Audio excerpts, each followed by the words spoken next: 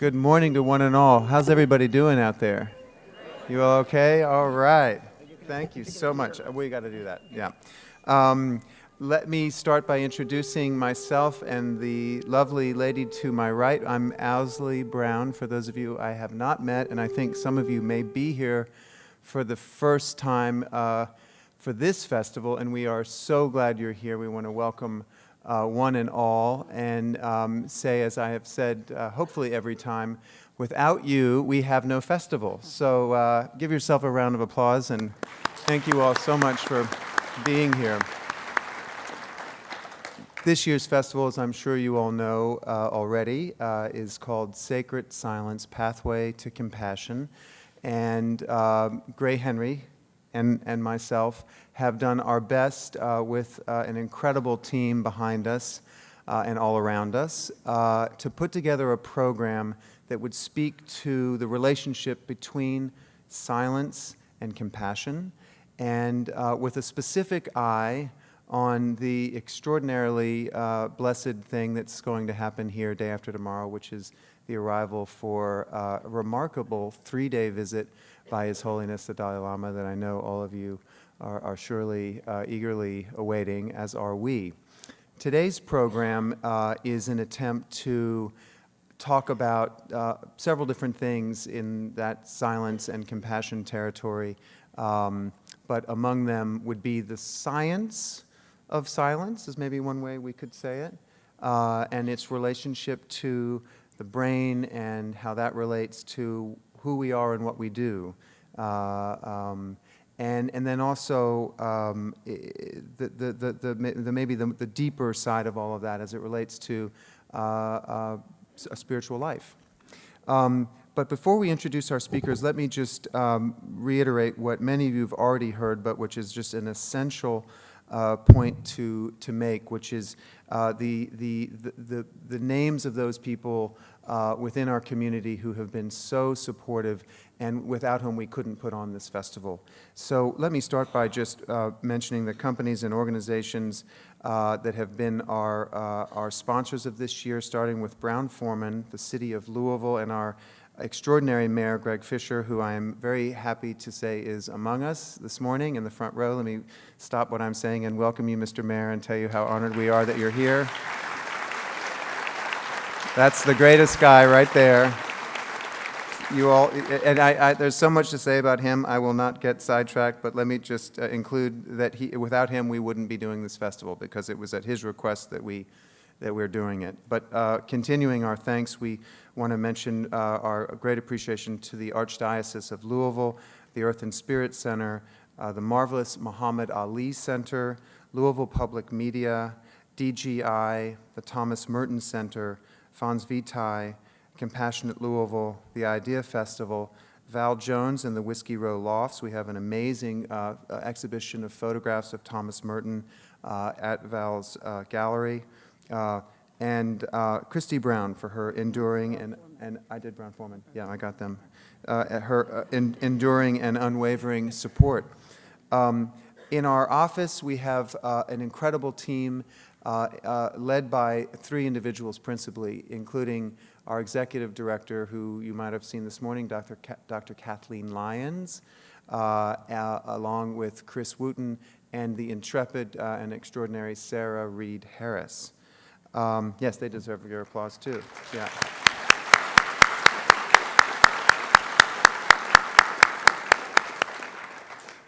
And I think I am now going to turn it over to my incredible ally and cohort, Gray Henry, and you'll read a couple of bios, say a few things, and I'll come back. And then you do Matthew. And I'll do Matthew. Okay, great. Good morning. Well, this morning we have with us Dr. James Doty from Stanford University. It's amazing. I mean, His Holiness gave him $200,000 for Stanford to make a study of this incredible relationship between the brain and compassion. And James was with us here last November for the other festival, and so it's thrilling to have him back. And then also we have Jonathan Bastian, who is with NPR, the National Public Radio here in Louisville, who will be moderating.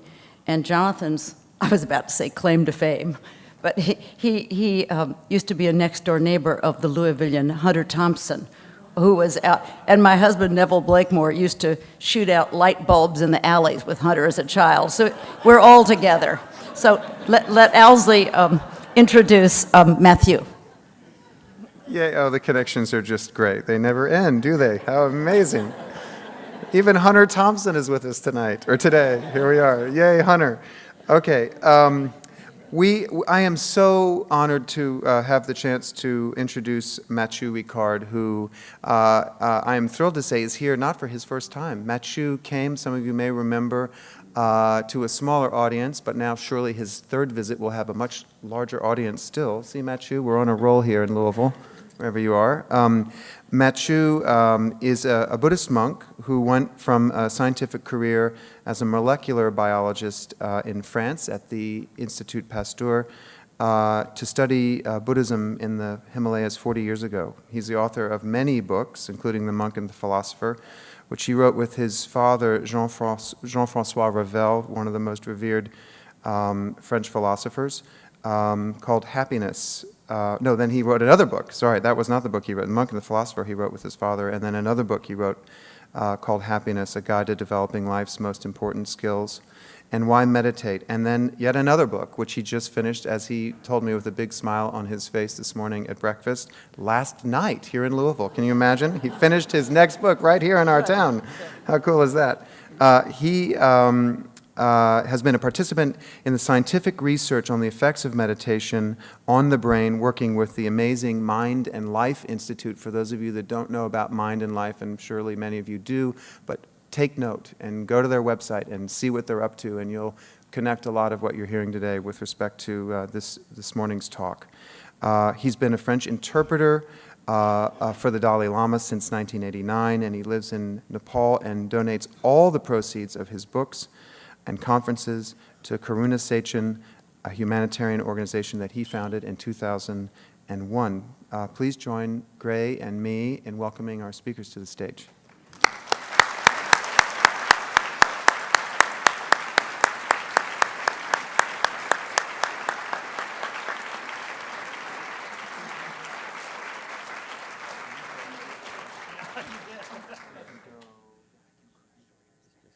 Go together.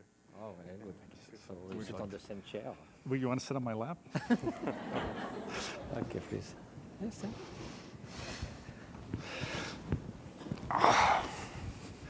You have nice chairs here in Louisville. Well, good morning. Thank you all so much for being here. Perhaps if there's any NPR listeners, maybe some of us spend our mornings together as I host Morning Edition. It's been a pleasure over these last weeks to bring some of these voices onto our airwaves. Mathieu, a few weeks ago we had a great conversation, and that dialogue with Festival of Faiths, thanks to Owsley and so many people, has been so tremendous for WFPL, and to bring these voices onto really your public radio station here, so welcome. To give you a sense of how this is going to unfold, because I know we have a lot to do today, and we want to make sure we get through all of it. I've been asked to be a loyal timekeeper as well today, but we will begin, as we do beautifully for all of these events, with 3 minutes of silence, which Mathieu will lead, followed by James will give a presentation, Mathieu will give a presentation, then we'll come back together here and begin a conversation and a dialogue, the three of us. But please have your questions prepared, because I know we want to hear from you a lot in this conversation. So that being said, Mathieu, will you please lead us? Okay. So I think as traditional for this festival, we'll begin by 3 minutes of silence. So since Jim and myself, we are going to share some thoughts and research about compassion, let's dedicate these 3 minutes of silence to see what comes out spontaneously out of a pure silence of simplicity, when the mind is free from those mental constructs, from those strange mental obscuration that sometimes give rise to aggressivity, craving, jealousy. When the mind remains in that sheer simplicity of silence, then what comes out of it, if not compassion and loving kindness? So let's see within that silence, from the very depth of that silence, what comes out of it. And let's hope it's compassion.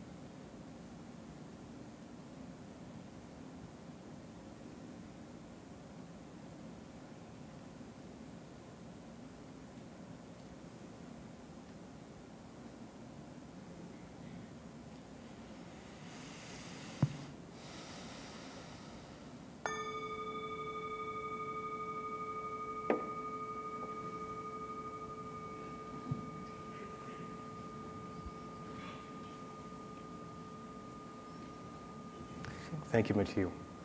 Now, James, welcome to the stage, and we look forward to your presentation. Wonderful.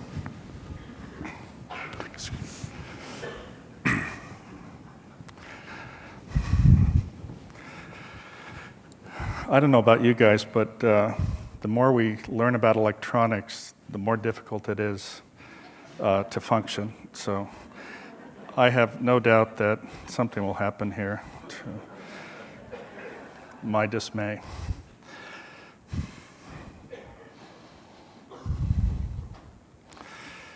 Okay, so do I need to do something to put this on the screen? See, I told you, didn't I tell you? Well, we're figuring that out. Maybe I did something here, so let me check. Yeah. Yeah, see, this is what I was waiting for.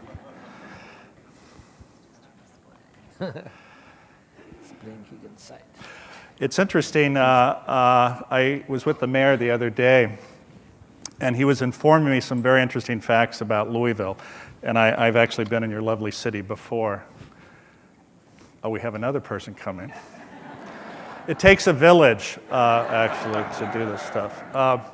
Actually, I was talking to the mayor, and he was giving a talk, and it was interesting. He was informing me that Louisville was rated the manliest city in America. And I found that really quite interesting, because it's also a compassionate city, and you know, maybe we're at a new age where you can be manly and be compassionate at the same time, and I think, right?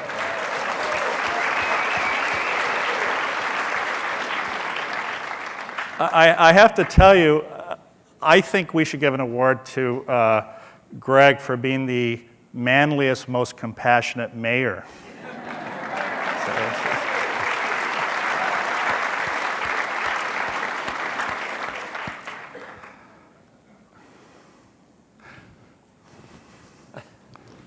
I can never figure these things out. Well, really, it really is a pleasure to be with you today. And I'm going to, my talk is really going to focus on is to try to give you a story about how we evolved, and then connect it to actually brain function, actually our heart, and ultimately the value proposition of being compassionate. This is a picture actually of my son, who really had the pleasure and joy of being with His Holiness, and it's really quite a remarkable picture, and I put it on my phone to remind me not only of my son, but His Holiness. And it's interesting, he said some time ago, if you wish to make others happy, practice compassion. If you wish to be happy, practice compassion. And now we have the science actually to support that statement, absolutely. So as Gray indicated, I'm actually a professor of neurosurgery at Stanford, and had really the honor of meeting His Holiness following some initial work I had done on actually the neuroscience of compassion. And at that first meeting, His Holiness gave the spontaneous donation, which was at that time the highest sum he had ever given to a non-Tibetan cause for this work at Stanford. And the center was created, which is called the Center for Compassion and Altruism Research and Education. It's sort of interesting because sometimes people don't think of neurosurgeons as being compassionate, and you're probably correct. And sometimes when we talk about Stanford, the concept of compassion isn't always there because it's a fairly competitive environment. But, you know, what we're finding is that you can be competitive, but you can be actually competitive for the good of all. And that's really an important concept. You know, compassion, as scientists define it, is the recognition of another's suffering with a desire to intervene. And there's a whole process of brain function that is associated with that. It's funny because people talk about evolution, and oftentimes they'll say, well, you know, it's survival of the fittest, it's survival of the most ruthless, it's survival of the most competitive. But really, Darwin actually never said this. What happened was that Herbert Spencer, who was a philosopher, had made some comments about an economic theory and said survival of the fittest, and then it got distorted in this way. This is what actually Darwin actually said. It is, Darwin argued that sympathy will have been increased through natural selection.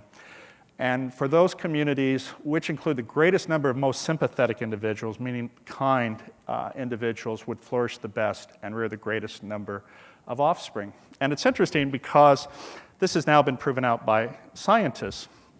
In fact, if you look at group behavior as an example in bonobos, which is a type of primate, it has been shown that while you can get short-term gain from being ruthless, long-term survival of a species ultimately relies on that species being cooperative and actually compassionate. This relates to evolution in the sense that for our species to have evolved, it required actually, and to evolve to who we are, which is a species that has developed something called theory of mind, where we recognize that another person exists and talks to us and relates to us. We have abstract language, complex language and abstract thinking. But the price of that required a prolonged gestational period, a small litter, and the requirement fundamentally that the offspring had to be reared. And some of you, we think about maybe 15 years. Some of you, it's probably 30 years that you have to take care of your offspring, or longer, right? And I know the feeling myself, believe me. But the reality is, though, that because to the mother or to the parents, the cost of taking care of that child, you weren't receiving much. I mean, it took energy, it took work, it took effort. And fundamentally, unlike other species where they come out of the womb and they just run away, you had to be there. So there had to be a mechanism derived that would connect the mother to this very strong bond to take care of the offspring. And fundamentally, that is the process through by which compassion, nurturing, caring developed, and is so important to our species and our lives if we are to flourish. The other thing that's interesting, though, is as a process of this evolution, unfortunately, and I'll say if you believe in evolution, unfortunately, the process of evolution sometimes, it doesn't make it perfect, it makes it good enough, right? And in this process also, you carry parts that you may wish you've gotten rid of, and there's a part of our brain called the reptilian brain that, as a result, has stayed with us and is associated with this fight and flight response, which I'll talk about in a little bit, still affects us and has a profound effect on how we function and, in fact, our health in this modern world. So we were evolved to survive, And here's some examples, and I hope you appreciate the last one. This was given to me by a friend of mine from San Francisco. That's me over in the,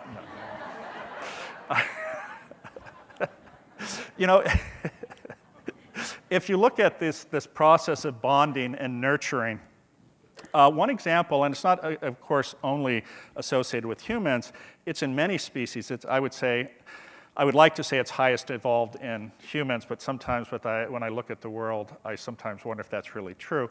But in the context of prairie voles, one of the mechanisms which have been derived to promote this affiliative bonding or caring is a hormone, and it's not the only hormone, but a major hormone is called oxytocin, and it's the bonding hormone. And in a subset of voles, prairie voles, it has been found that this is a monogamous coupling. They're very caring about their family.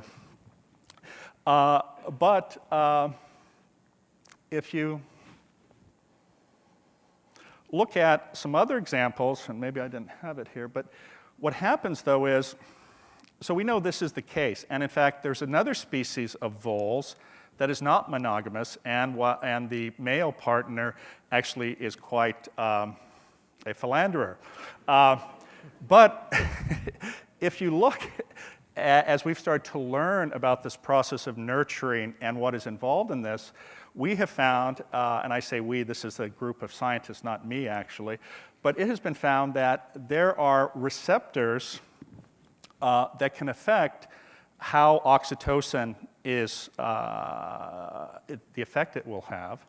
And in fact, we have found that there are some people with a particular type of oxytocin receptor who actually are much more caring, affiliative, want to connect with people, while some people without this particular type of receptor or a different type of receptor are not that way at all. In fact, they're reserved, they're contained, they don't naturally get along with people. So it is evident that there's a genetic component to actually caring and bonding. But what's interesting is, even though there's a genetic component, it doesn't mean that you cannot potentiate your own compassion, because while there's a genetic component and a range, frankly, most of us are at the lower range. We can actually, and we'll talk about some of the techniques that can bring us to the upper range and why we should perhaps do that. So chronic illness is associated with this unhealthy overexpression of immune cells, causing excess pro-inflammatory response in those individuals who do not have this particular gene. And if I can. So here's some aspects of this connection system, if you will, or this bonding system. Part of it is something called, many of you may have heard of these mirror neurons, where we mirror behavior in others. It allows us to learn, it allows us to connect, and it's a very important part of our ability to connect with those who are close to us. And I'll talk about it in a little bit, and I think Mathieu will also talk about in-group and out-group connecting. Another aspect is, there have been studies actually done, and this is one, where they were surveyed, men and women, about what's the most important thing in a partner. Now, what would men say, do you think? Looks, right? Is that true, guys? No. And what do women want? Well, maybe I shouldn't ask in a public forum.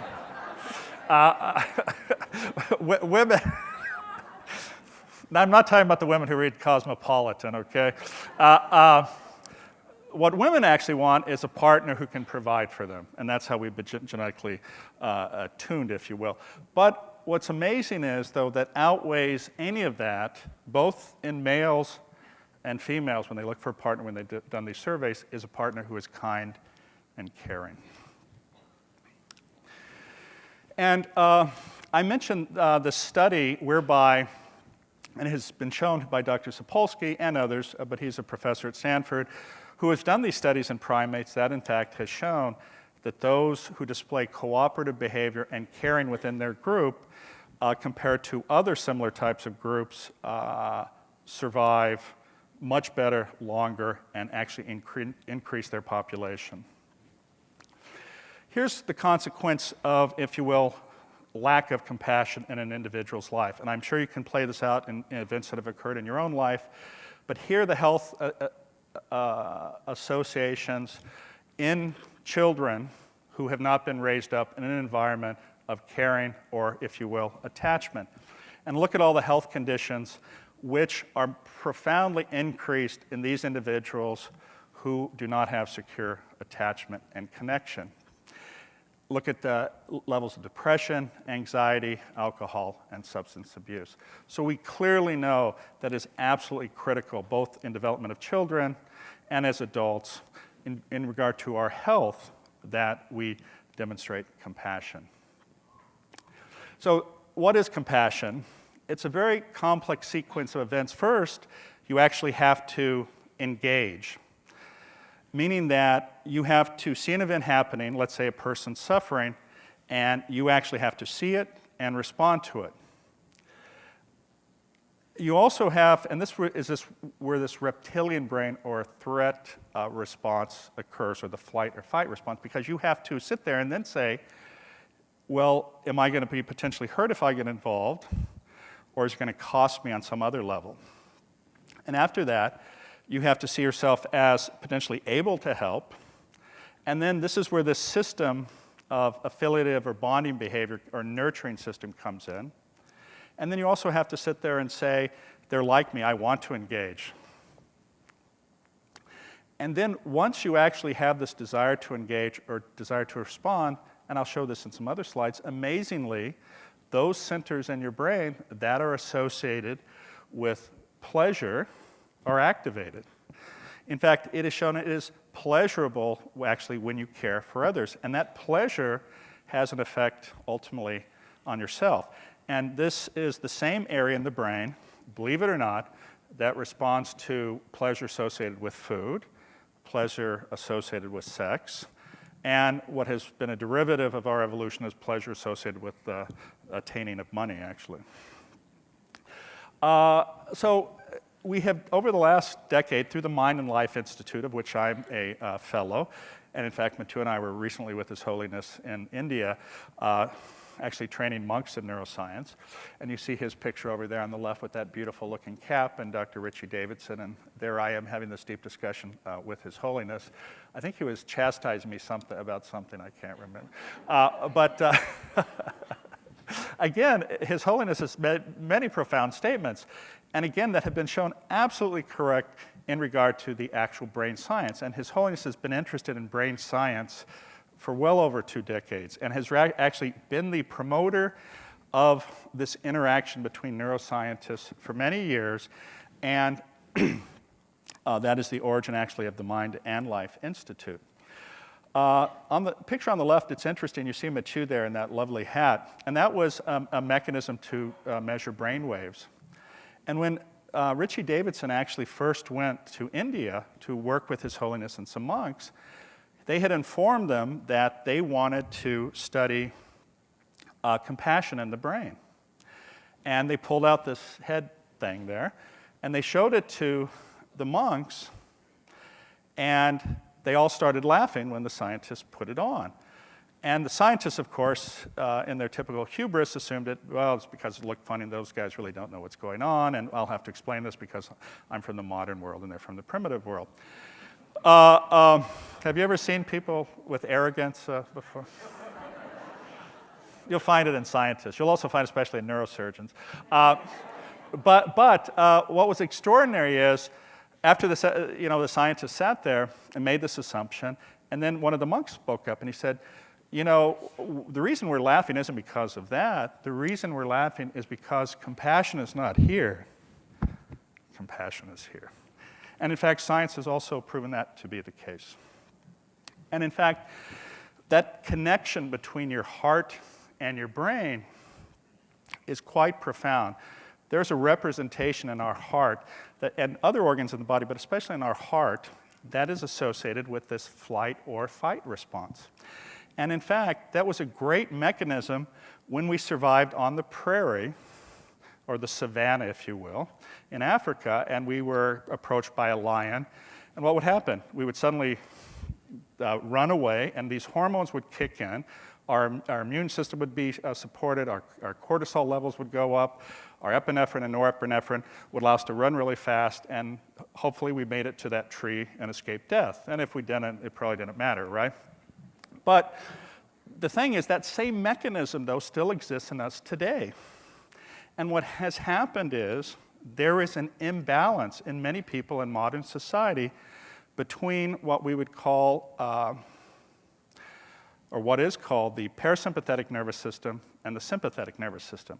The parasympathetic nervous system is that system which allows us to relax, allows us to be calm, allows us, if you will, to be at our best, to flourish, and it really promotes this connection.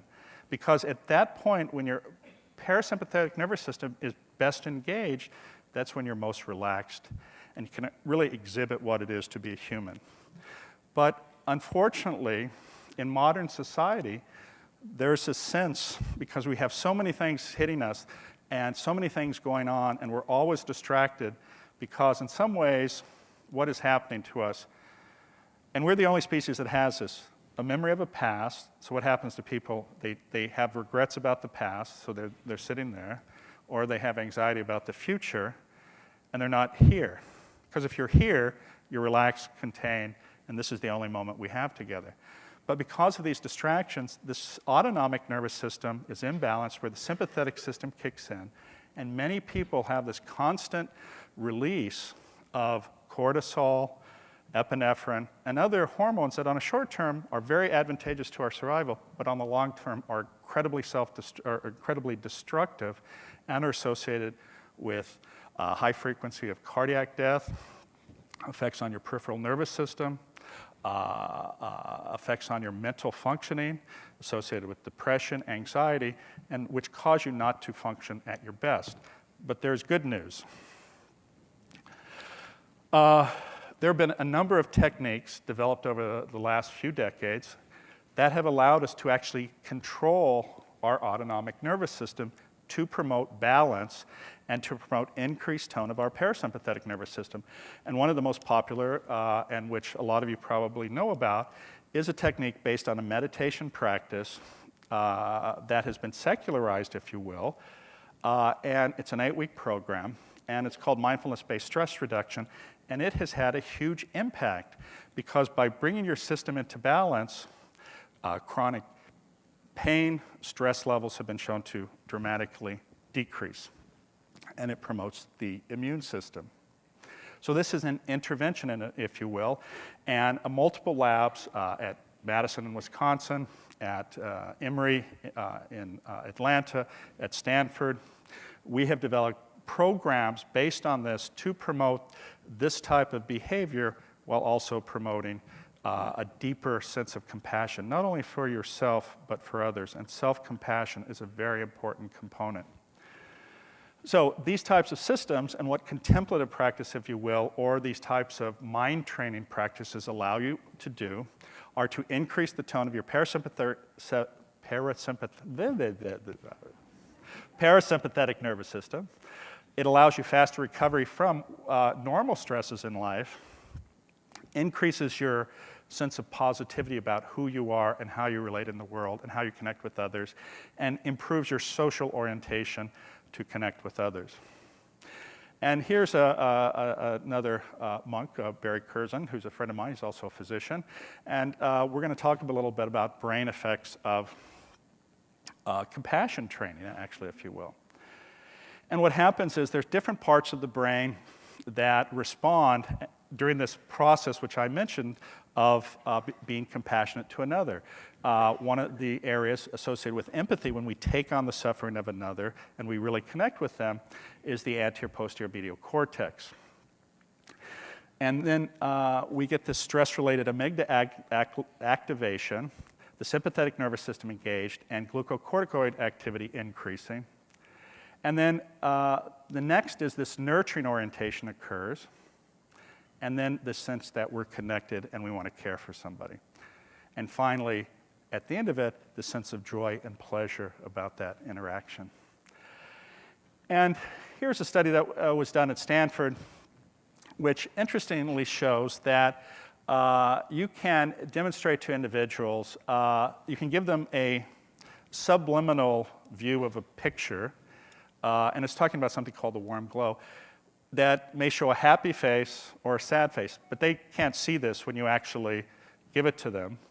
But if you prep them, if you will, and then show them other pictures of art, which, like this is an example, depending on how you prep them, they will sit there and say they have a warm feeling associated with that art, although on a subliminal level, they saw this picture of happiness or kind person. Well, if you show them a negative person, they will tell you that that picture is ugly, which is, I think it actually is. But it's interesting how each of us can be affected if we are prepped in the right way. There is another concept called common humanity, the ability to connect with and see yourself as part of a whole and that others are like you. And studies have been done whereby if you see, and this on the right is a demonstration of a hand, if you see it like being cut with a knife, you actually, and this gets to this mirror neuron effect, you feel as if you're being cut and you don't want that to happen, and you will demonstrate this effect and how your physiology responds to this. But this only works with this idea of your in-group. You know, prior to 5,000 years ago, there were no cities. Prior to 10,000 years ago, the major survival strategy of our species was as hunter-gatherers, and we lived in groups of 10 to 50. And it was very important that everybody cooperated, connected, and supported each other. And actually, we evolved that way so that we define in-groups. So if in this study, you have this if this person is in your in-group or somebody you care about, you respond appropriately because, oh, I don't want them to be hurt. I don't want to be hurt. But interestingly enough, here's another study that was done in Italy. And this was people who had received AIDS through transfusion versus AIDS through IV drug abuse.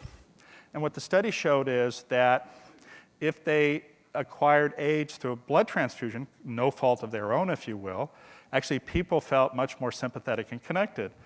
But if it was through IV drug abuse, which was viewed as something they brought on themselves, they're not like me, they're not good people, you did not have this same degree of empathic or caring response. And here's our dear friend here, looking at his best, Mathieu. And he's one of these individuals who's spent well over 10,000 hours in deep compassion type of meditation. And he is actually able to control his brain function to a point where you could ask him, like if we were to look at an MRI and you said, Mathieu, take on the suffering of another. And those areas I talked about, that will light up. He has that much control. And then if you say, well, modulate it to 30% or 60%, he's actually able to do that amazingly enough. Now, I'm not saying you have to do 10,000 hours and be Mathieu Ricard to be compassionate, because you don't. But this is showing you the ability of mind training to have an effect on your brain and your life, and ultimately how you flourish in this world. So we know, based on these types of trainings, as example, a loving kindness meditation increases positive emotion and is associated with less depression. It increases social connectedness, and it improves your attention. And in fact, amazingly, there's been a study done on those over the age of 65 that showed that when individuals volunteered, or if you will, cared for others, that their longevity increased twofold. Can you imagine? But with a couple exceptions. In the surveys, if the person said, I'm doing this because it'll make me look good to my friend, right? Or I'm doing this because I get something out of it, they didn't demonstrate the effect. It is only with authentic caring and connecting that you receive the benefits of being compassionate. And those benefits are myriad in terms of cardiac health, mental health, and general health. Here's another study, training focused on compassion specifically, and what it shows is that among those who are trained, they're much more receptive when they hear the suffering of another versus those who are not trained. Again, increasing their compassion and their desire to connect.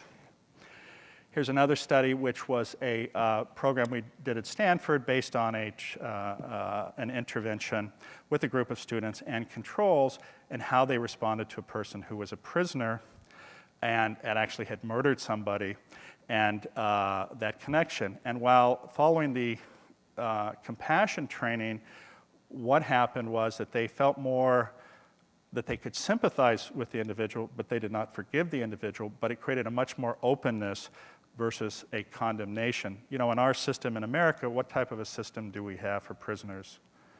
It is not a redemptive program. It is a retributive program. And you know, the sad thing is that in our prison system today, do you really believe that most of the people there are evil? I will assure you, based on my own experience and others, the majority of people in prison are not bad people. They're actually people who've not had love, caring, and compassion in their lives. And all of these people can be redeemed. James, and 2 minutes. Okay, I'll be there. These types of practice lead to healthier coping skills, greater self-reported care, and much more compassion to others and also to oneself. Here's a study demonstrating how the immune system is promoted and how cortisol levels are decreased with compassion interventions. This is demonstrating how when someone actually intervenes, these parts of the brain, our caudate nucleus, our nucleus accumbens, actually light up, increase metabolism actually when you're caring for another people. This is where people get their greatest and longest, deepest sense of satisfaction serving others. And here's another study that we did at Stanford related to actually giving individuals monies to donate or keep, or we made them donate. And what's interesting is when they donated, they actually, their brain centers for pleasure lit up, but when we forced them to donate the money even to others, it still lit up. And it shows you that actually even if you're just watching the event of caring for another or doing something for another, you get fulfillment. And this is a study that, it's without getting too complicated, it shows that when individuals actually give more or give and see the effect of it, they actually give more. Again, supporting the idea of caring and the value of connecting. I'm just going to run through, I'll forget that one, but this is an interesting slide. This is some work we're doing at Stanford on a rat model, deconstructing the nurturing pathways. And actually, what we're able to do is turn it on and off genes of nurturing, believe it or not, and have them affected by certain wavelengths of light. And in this example, I think it's there. In this example, what happened is, like if we were to take a male rodent and we let him do his natural thing, if we put an intruder in his cage, he will, of course, react violently like most men do when their territory is invaded. But if we actually stimulate his nurturing and bonding pathways, he actually starts sniffing around the private parts of this individual, which is a sign that he's allowing him to be in it and sort of connecting with him. And the other thing is, on a female, if we do it, the natural tendency for a female with children or a litter is to care for it. If we actually turn off the nurturing system by using a different wavelength of life, she'll abandon the children. So it shows you the power of these nurturing, bonding pathways. So compassion, like happiness, has a genetic component. We have demonstrated that you can reset it with training. Gene expression can affect how one's ability to, if you will, be compassionate. We know that mental training can have permanent, lasting effects, and that by being more compassionate, you actually decrease your stress. And one of the key components, and one of the hardest things to do, and that will ultimately actually allow for the survival of our species, is by increasing your ring, if you will, or circle of compassion, recognizing that everyone in this world wants the same thing that you do. And it may be called in different terms, but at the end of the day, we all want happiness. We all want to be connected. And in fact, this is the process whereby you expand like circles and ripples in a pond are these connections to others so that you have a view of the world as shared humanity and oneness. Happiness cannot come from without, it must come from within. It is not what we see and touch or what others do for us that makes us happy. It is that which we think and feel and do, first for others and then ourselves. And this also is similar to peace in the world cannot happen unless we have peace within ourselves. Thank you.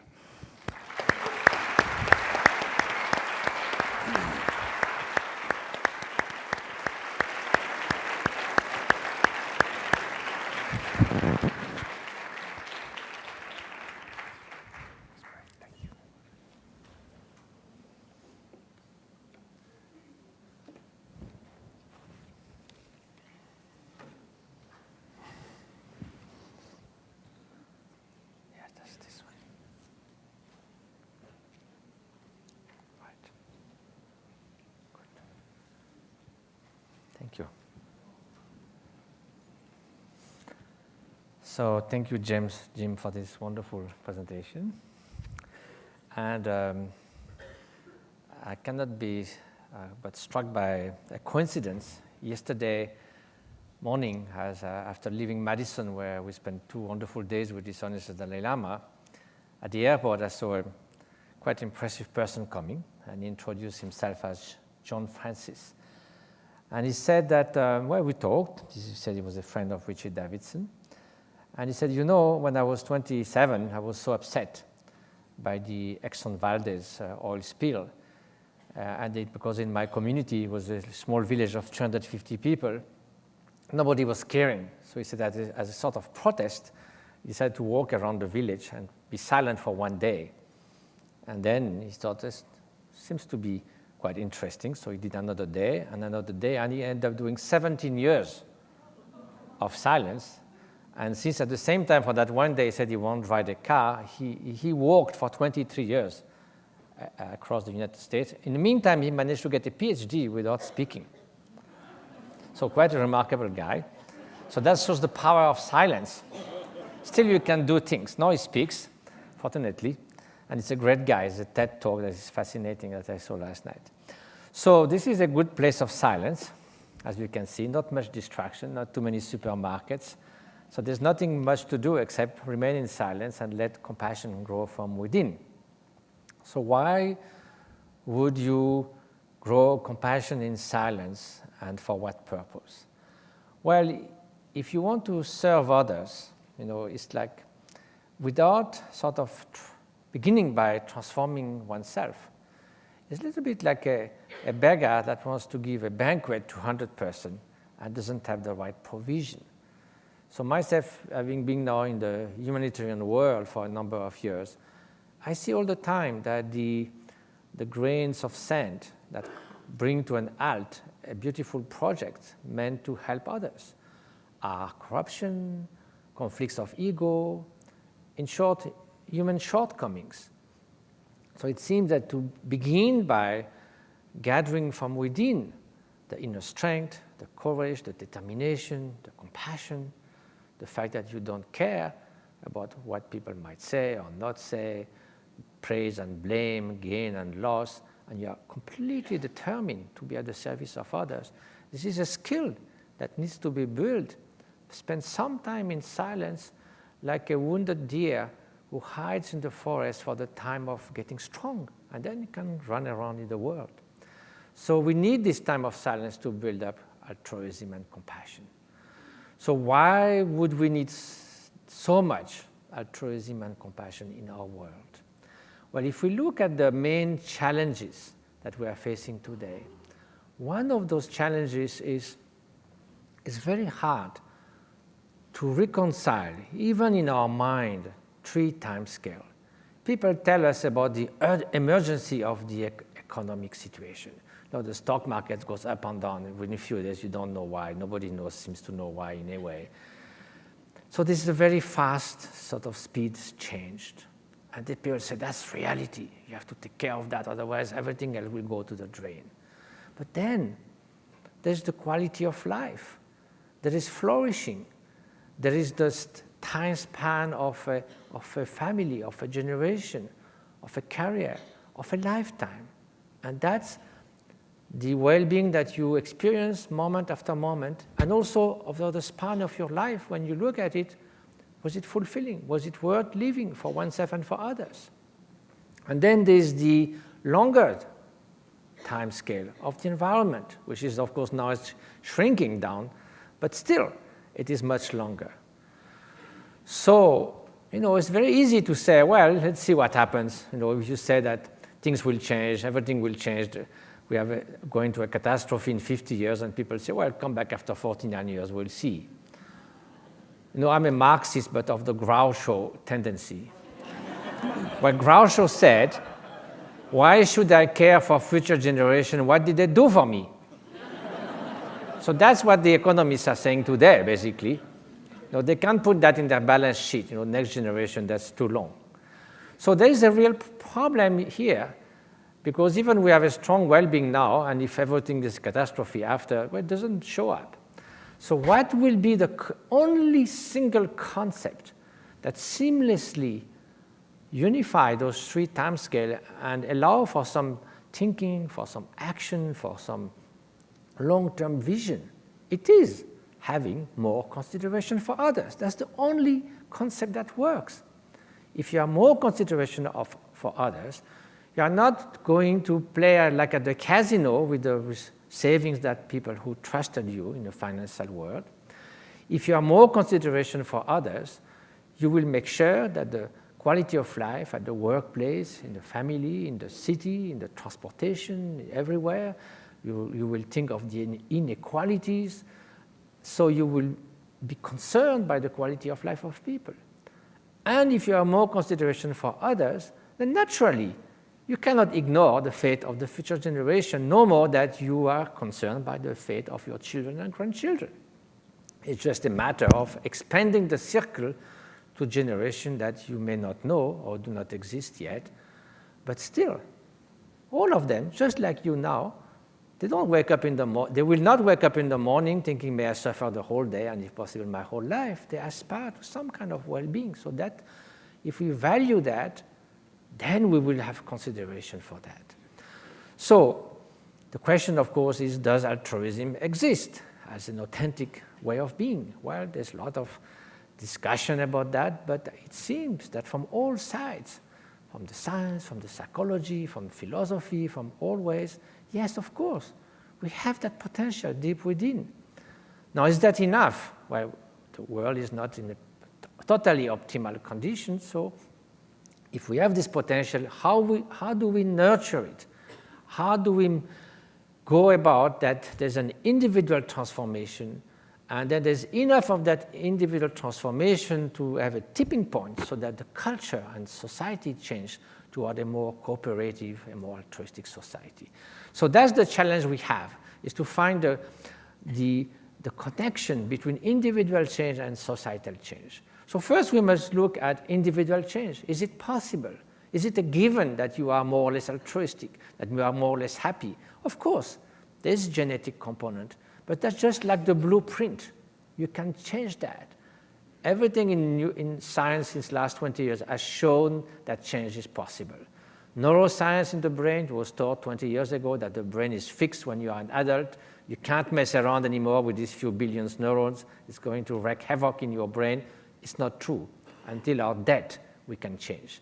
Epigenetics shows that, yes, you get this genetic inheritance, but you can, just like we could decide which light we want to switch off and on, you can switch on and off genes, and that comes from behavior, that comes from training, that comes to what you are exposed, and that comes to what you have in mind. Recently, at the lab where I come from Richard Davidson, there is a Spanish epigeneticist who's shown that after 8 hours of meditation on compassion, there's a significant change in the expression of some genes that have to do with the immune system, for instance, just the beginning of a wonderful study. So individual change is possible, and that's what I'm going to try to show. So the idea in the beginning, so can loving kindness and compassion be trained like a skill? Just like as you know, you learn how to play chess, solve mathematical equations, or juggle, or do gymnastics. Can you do that? So it was thought, well, let's try to see first if people who have spent a long time meditating in those very quiet, beautiful places with not much disturbance, has something changed? Are they somehow different when they engage in a specific meditation state? Or are they just like anyone, in which case either they've wasted their time or the modern way of investigation cannot show that? So, first of all, we must begin by acknowledging the fact that social bonds was the most determining factor to quality of life. If you look at the determinants of happiness, basically, Richard Layard from the Action for Happiness in England, he's also from the School of Economics, has shown that basically income only contributes to a few % of your subjective well-being. What comes most all around the world is social bond. How much friendship do you have? How much affection you have and give in your life? That's the most significant factor for genuine happiness. So those two centenarian ladies, there's an island in Japan where there's the highest rate of centenarians. So a study was done, there's a movie called Happy about that, and where there's a long sequence about this island. It shows that from birth to death, they're always together. Those grandmothers, they're all day long playing, dancing, of course there's the grandfathers too, there's a few less of 100 years old, but still there are some. Then those grandmothers, they go at the end of the schools twice a day, and the kids run to them, they give them sweets, so they're all together. And they say, this because we're all together from birth to death that we have this kind of happiness in our community and longevity. So social support is associated with better mental health, less heart disease, greater longevity, less substance abuse, better immunity, less dementia, name it. It has so many wonderful effects of the quality of our life. And it began, of course, with parental care, especially maternal care. That's what we receive through evolution. But from the basis of that, we can use that to extend it to other sentient beings, because just like us, they want happiness and they don't want to suffer. So from the basis of that, then also animals, they can be quite kind to each other, even they are not of the same species. Here's a wonderful example. That mother tiger, she lost her kids, a little tiger, so they gave her little piglets, and she felt quite happy about that. And here another good case of friendship. And here, you think that a small mouse that's going to eat the meat of the leopard is going to end up in a pretty bad way. Not at all. It's just licking it. And, you can have also this kind of good friendship. So that shows that, if chimpanzees and tigers can have some kind of empathy, why not human beings? So we have this potential. So now it's fine to speak about meditators who did 50,000 hours of meditation. What about just 2 weeks? So Richard Davidson did this study recently with Ellen Wang. She's a wonderful young scientist. And they just had people to practice compassion, loving kindness for 2 weeks, 30 minutes a day. And then they measure their prosocial tendencies to many ways. And they compare that with another quite efficient psychological intervention called reappraisal. And it shows that the compassion meditation, just with novice people for 2 weeks, it's already changed their prosocial behavior. But more than that, it begins changing the function of some areas of the brain, including the amygdala, that has to do with the anger, the fear, and what gives rise to aggressivity. So it's already visible in the brain after 2 weeks of just this simple 30 minutes a day training. So you see, we don't have to go to this beautiful place in the Himalayas, although you are welcome, but it's something so accessible in a secular way to everyone. And now the real thing was, can we do that with 4 or 5 years old preschooler? So the program has been done in Madison. There's a 10-week program. 5 weeks is about bringing mindfulness. So there's 30 minutes a day for 3 days a week in preschooler school in a very difficult area of Madison where 80% of the kids have social problems. So they do the teddy bear breathing, the kids lie down and they watch their breath as the teddy bear on their chest is going up and down. They are mindful of their emotions, And then another 5 weeks is about gratitude, working together. If another kid is sad, try to ask the kid to feel, what do your friend is feeling now? And what do you think other children in the world are feeling? So this kind of subtle but very simple intervention that 4 or 5 years old can easily relate to. And then after 10 weeks, you ask the teachers and also the parents to evaluate the prosocial behavior of those preschoolers. You know, how much do they fight? How much do they help each other? What is their positive effect or negative effect? And they see a quite significant difference. But you might say, well, you know, that's the teacher's idea. Now let's go to a real test. So the ultimate test is the stickers test. That cannot lie. So before starting, you determine who in the class is the best friend for every child. Who is their less favorite child? And then you do a test before and after the 10 weeks. So what you do is you give the kids 4 envelopes. One has the photo of their favorite friends, another one of their less favorite child, then the third one is an unknown child. The fourth one is a sick child, they don't know also, but obviously sick. And they give those stickers that you see down there. They really like stickers, I tell you. So they say, you give the stickers in whichever envelope you like. So not surprisingly, before the intervention, they give all the stickers to their best friend. So the idea was maybe after 10 weeks, there might be a slightly measurable difference. Not just slight. Look, here is on the left, before the intervention. After the intervention is actually, they give the same number to their best friend and their less favorite friend. So you broke completely the in-group, out-group discrimination. That's quite amazing with 4 or 5 years old. You know, such a simple thing. So it's almost, I was telling your wonderful mayor, it's almost criminal not to do that because it doesn't cost much. So now they are doing that with 200 children in Madison, and his Holiness said, that's wonderful. Let's do that with 10 schools, 100 schools, 1,000 schools, go to United Nations, whole world. So that's our task.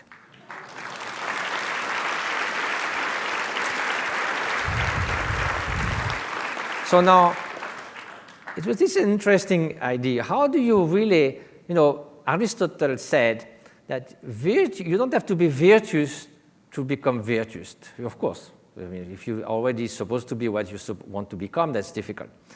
So virtue comes by practicing it. So this is an interesting study. It was asked to people to practice 5 acts of kindness in a week, in 5 different days. Another group was asked to practice those 5 acts of kindness in a single day, and that's all they do for the week. So you do that for a number of weeks, and after that you measure the positive effect, how people are predisposed to open to others, and also how they feel in terms of positive emotion.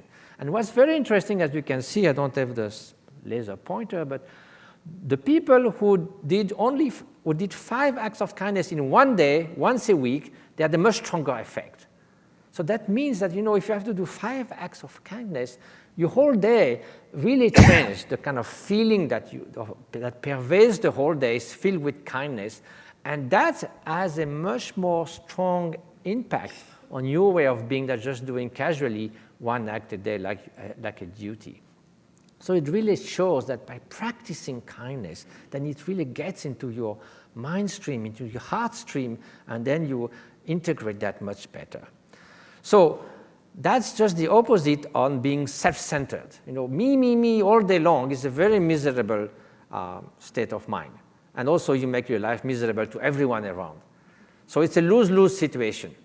While loving kindness and compassion, first of all, of course, people will feel it in a good way, but also it's something that is the most satisfactory state of mind. And it's attuned to reality, which is interdependent. You don't think of yourself as a unitary, separate entity. So there's a psychologist called Tim Kasser.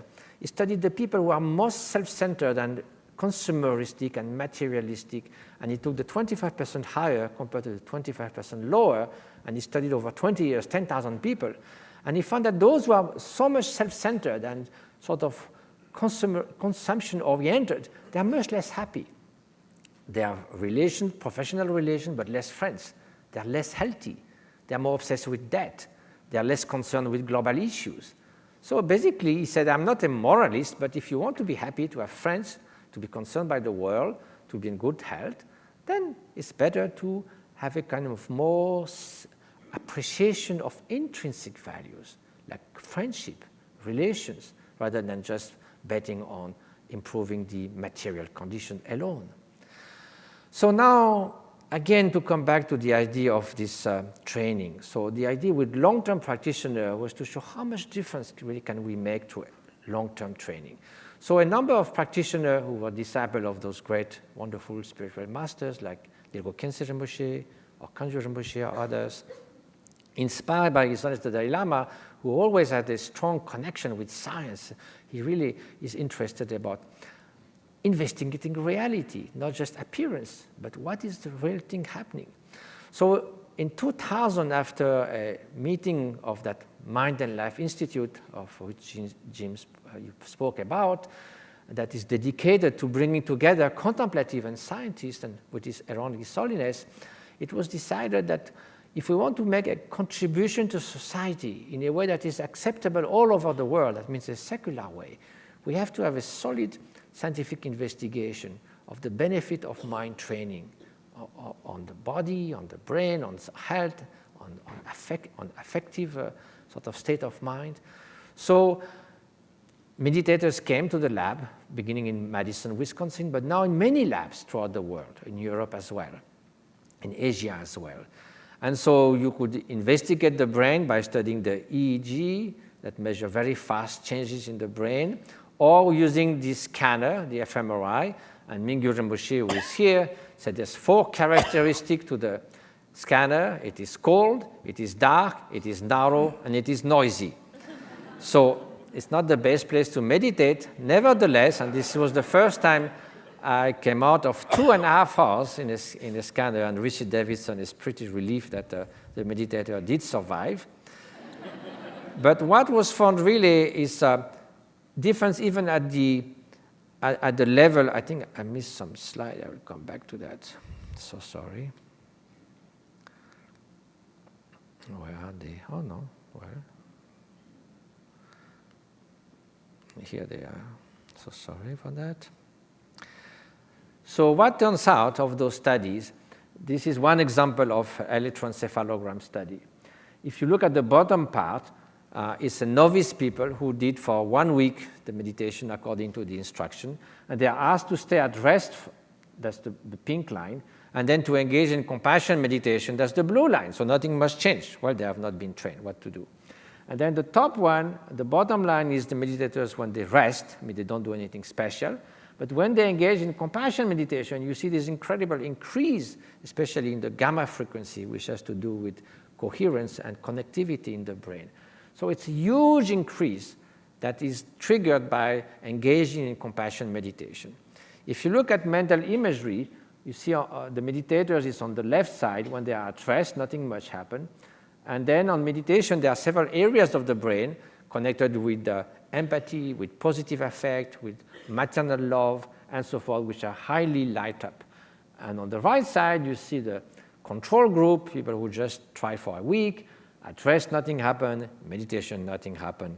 That's normal. They didn't train. And Jim made allusion of the fact that you can even ask a meditator to modulate the intensity of compassion. Now, what does that mean, 30% of compassion?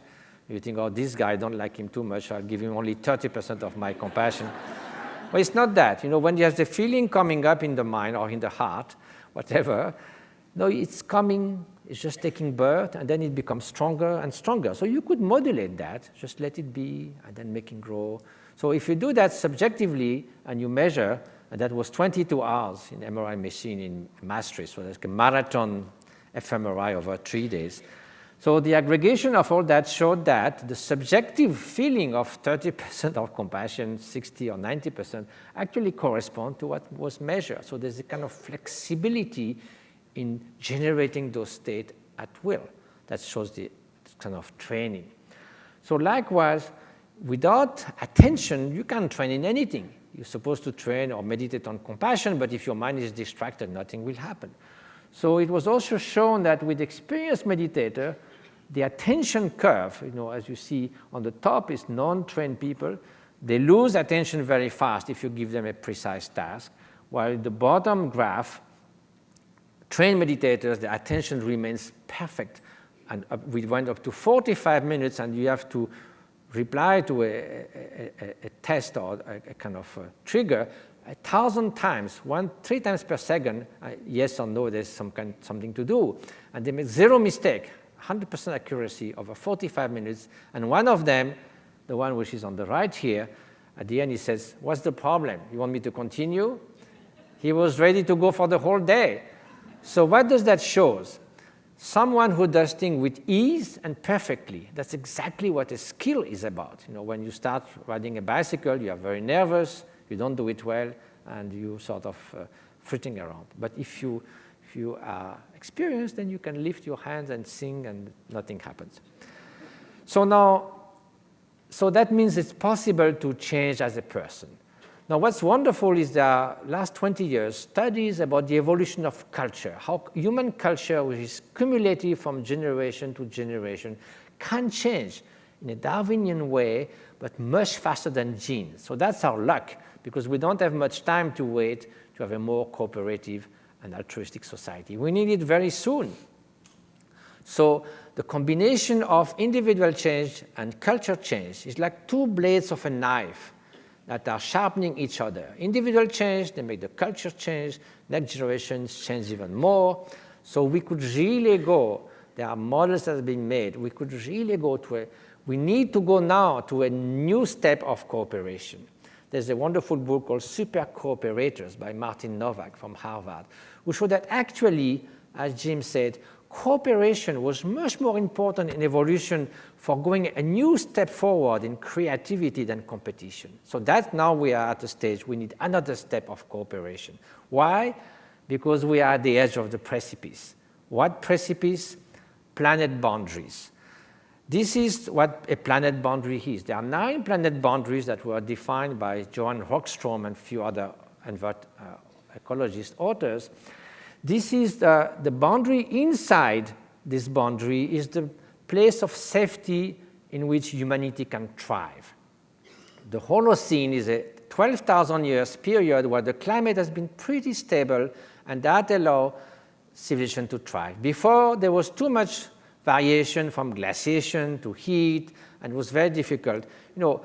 12,000 years ago, there was 1 to 2 million human beings on Earth. And that was because of the conditions were not favorable. So we had this exceptional period, and that could go on, provided we stay within that boundary of safety with different climate change, ozone. So all those are interconnected, in fact, but they can be measured. So in 1900, there was no danger at all. Now, in 1950, came what we call the Anthropocene, the time where human activities start to have a major impact on the planet to extent that we could call it a new geological area. So you can see that some of the components of climate change, nitrogen flow, and the use of agricultural land and biodiversity is starting to get a little bit on the edge. So now guess what comes next? 2010. Hold your breath. Here we are. So good for people say that nothing happened.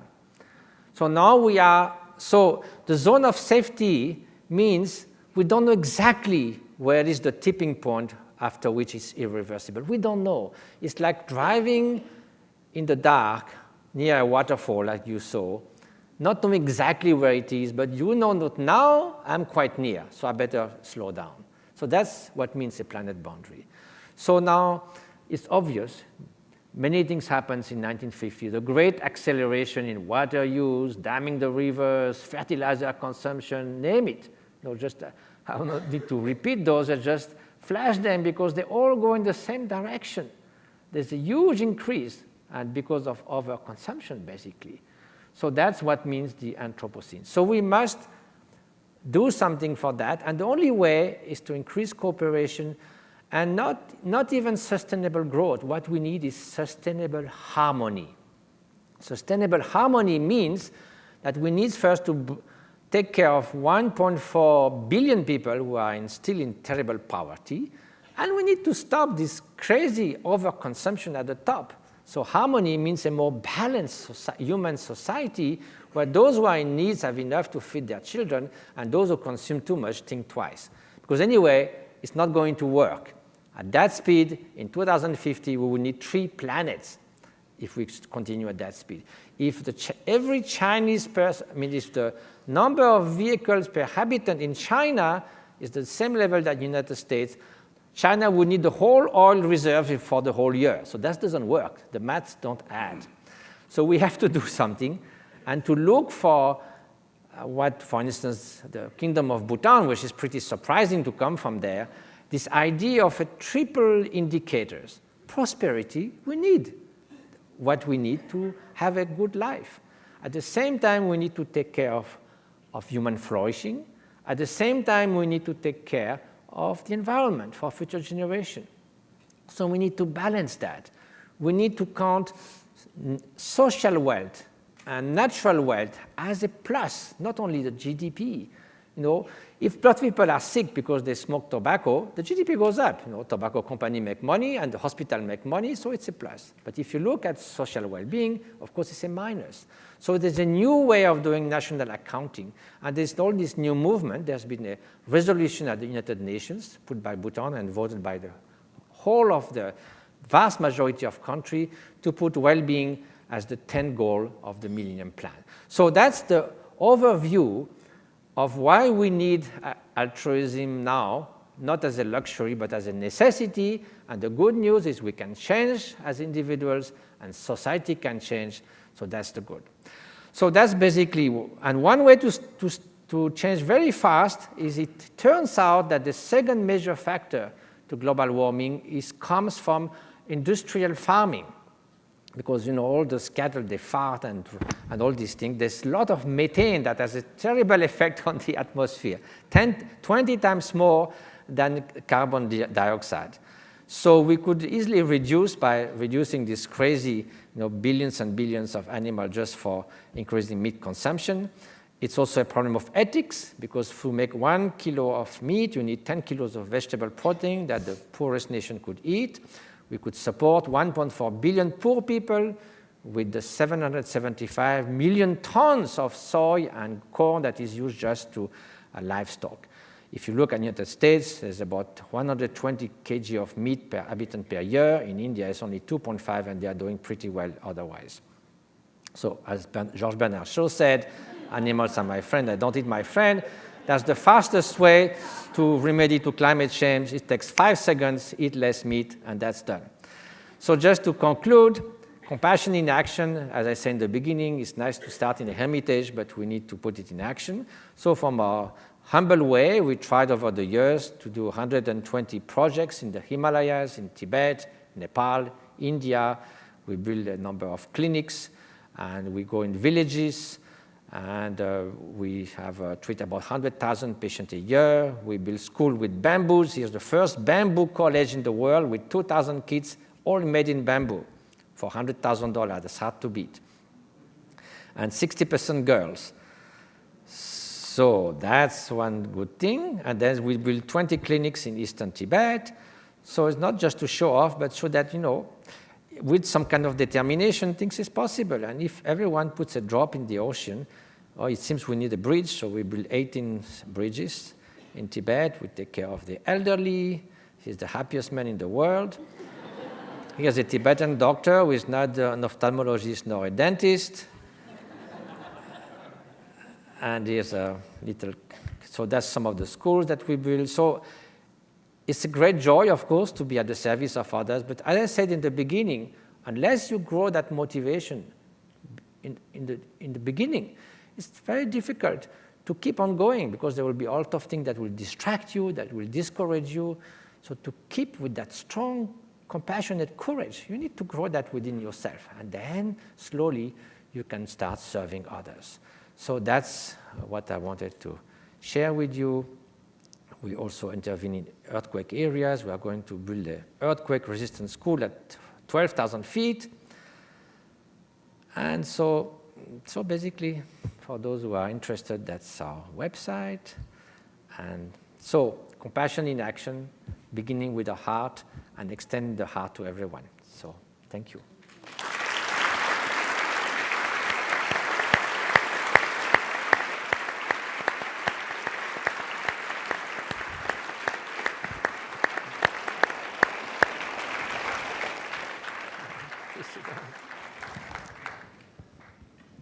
Well, thank you both for such beautiful presentations. And I also want to just let people know that we started a little bit late, and luckily there's not another presentation after this. So we're going to be able to continue the conversation through the hour. Of course, we understand if there's other obligations, but we will continue talking. I'll begin with a few questions, and then I look forward to hearing from all the questions out in the audience as well. Mathieu, just to start with you, and I'm sure a lot of you know this, but you were trained as a scientist. You received a PhD in your 20s, and that was the path you had intended on taking. Then you became a monk as you traveled up into the Himalayas. I'm curious, when you began to become interested in Buddhism and meditation, did you have any intuitions at the time that there were going to be these tremendous discoveries that linked meditation and science? Well, really not at all. In those days, I went first to India to meet those great teachers in 1967. I think there was no MRI machine at that time for sure. And then in 72, I left for good. So I had 25 years there without really much contact with the Western world. I hardly read a page in French or English. I only concentrating on the learning Tibetan and practicing. So I thought, I had a wonderful time in science, and it gave me the strong sort of inclination to rigorous investigation of reality. I can't stand this sort of sloppy approach. In a way, I think what I learned from science is a rigorous mind. So I'm very grateful for my science teacher to have infused that a little bit in my mind. But I never even dreamt that I would ever come back to science. That was it for me. And then it just happened thanks to this Mind and Life meeting and His Holiness being so interested. And when that first meeting I participated in on destructive emotion, when His Holiness, halfway to the week of the discussion, he said, that's all fine, but what can we contribute to society? Yeah. And then the scientists got together at lunchtime and we discussed, and they said, well, let's start a serious research program. And since I've been interested in science, I raised my hand stupidly, say, oh, I'll come. So I became the flying guinea pig, and I must have spent 100 hours in MRI machines, so that's where I am now. But it's interesting you said this idea of a rigorous practice, because Tibetan Buddhism has this real focus on logic a lot of the time, and a very strict meditation practices as well. So does it lend itself towards a scientific brain? Well, you see, what I call science is a genuine investigation of reality, not just blind faith, blind belief. But so contemplative science is a science. It's the science of the mechanism of happiness and suffering. How does your mind work? How do you investigate the deep nature of mind? It's empirical. And if people say, oh, it's very good to have a strong ego, I say, great, spend a whole weekend thinking me all day long. Or, jealousy makes a colorful life. Fantastic, do it for 24 hours. Just jealousy, and see how you feel at the end. If you feel good, go for it. Now, who would come for a weekend for increasing jealousy? Guaranteed increase 100%. Nobody. Now, if you say, I will increase loving kindness, the people think, wow, that's wonderful. Right. So we know that.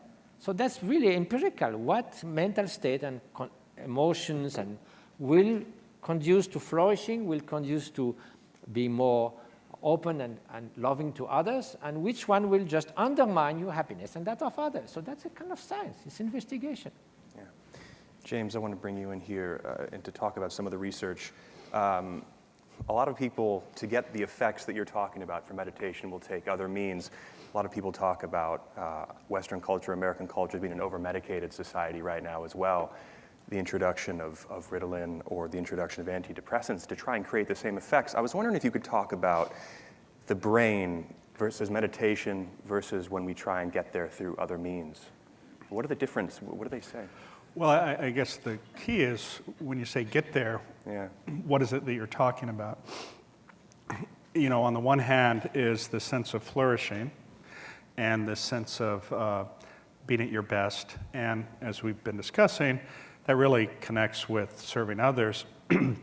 But there's potentially another part of this which you could call transcendence, which is this sense of who am I in this world? What is my purpose? Is there a purpose? Am I contributing to that purpose? And that's more of a deeper question.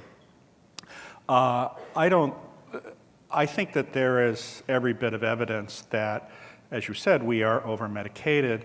And the reality is, why are we over-medicated? Well, because we have a pharmaceutical industrial complex that has no interest in us helping ourselves without pharmaceuticals, right? I mean, that's reality. There is every bit of evidence that don't get me wrong, I am not denying that in certain medical conditions, pharmaceuticals play an extraordinary role. That being said, though, as an example, with a number of types of depression, it's been shown with simple types of meditative practice that you can overcome that, because what happens oftentimes with depression, as an example, is you have this, actually you close off from others, you go inside yourself, and you have this self-rumination about how bad you are, versus if you get engaged with others, you see that others are suffering like you see others have the same problems, and you engage with them and help them, you see actually you have a purpose, you're not worthless, and for many people that brings them out and helps them overcome this. But again, I'm not trying to imply that there's not a place for pharmaceuticals. Yeah. This is to both of you. There was even NPR had a study recently that said they looked at the brains of people that had been engaged in criminal activities or in prison, and you spoke of this a little bit. I'd like to hear what you think about do you believe that meditation alone, for those brains alone, is something to really completely reconstitute the brain? Is it that powerful? To change the brain, to bring it more into a compassionate state when we're looking at brains that have been very severely altered, say, that have been in prison or other situations or very traumatic upbringings. I guess I'll say something. It's interesting. There is now a body of evidence that demonstrates that sociopaths actually have abnormal brains. This connection between, it's not that they're not intelligent, it's not that they don't perceive pain, it's just they don't respond to it, or it has no effect on them. Because if you and I were to see somebody suffering, there's probably one or two sociopaths, so I'll exclude you in this room, and I'm not talking about just the bankers or the law, no.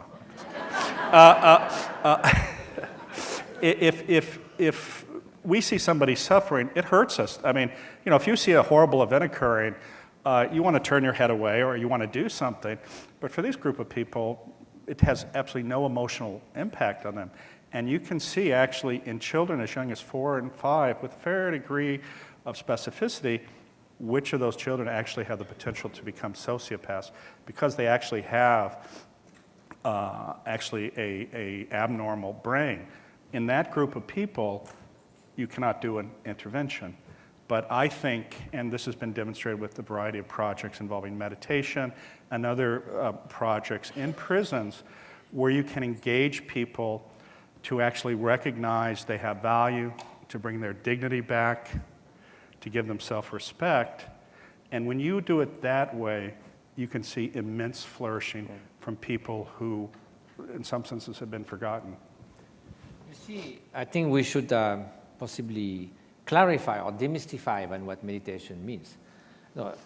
When you say, can we use meditation for people who have sort of brain damage or abnormality or psychopaths, it doesn't mean just sitting there, okay, you just sit there and watch your breath and all that.